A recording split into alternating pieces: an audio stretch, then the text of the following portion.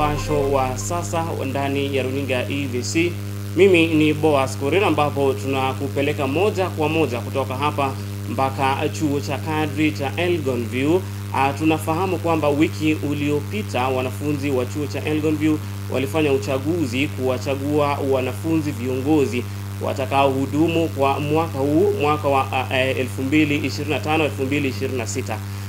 Siku ya leo ni siku kuu kwa chuo hicho, kwani ni siku maalum ya kuwaapisha viongozi wanafunzi katika chuo hicho cha Elgonview.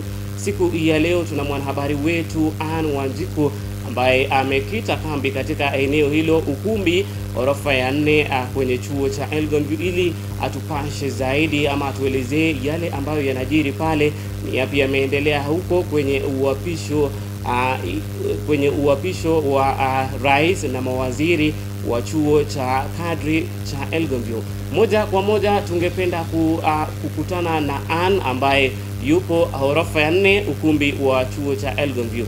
Ano, ikiwa unatupata vizuri, tuelezee tu ni yapi yamejiri pale uapisho, nini imeendelea pale kwa faida ya mtazamaji.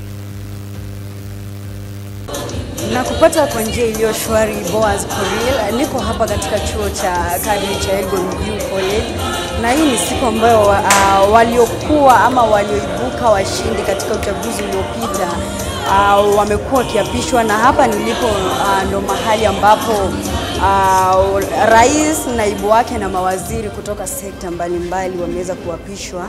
Na kumbuka kwamba wiki iliyopita wanafunzi waliweza kufanya uchaguzi, na kama ilivyo ada, wanaoibuka washindi kwenye uchaguzi huo wanafanywa kitu tunachoita uchapishaji. Na kulingana na mwalimu mkuu, mwaka huu kuna mabadiliko kinyume na mwaka uliopita.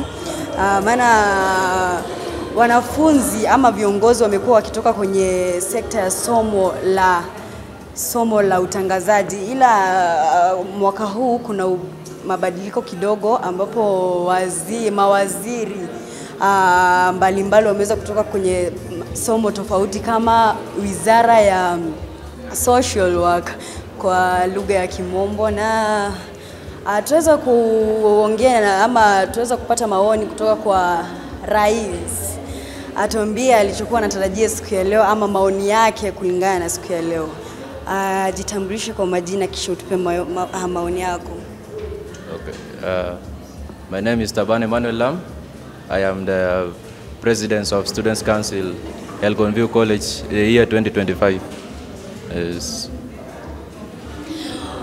Huyo ni Taban Emmanuel ambaye ndiye rais mteule katika chuo cha kadri cha Elgonview. Endelea kufuatilia habari hizi kwenye runinga ya EVC.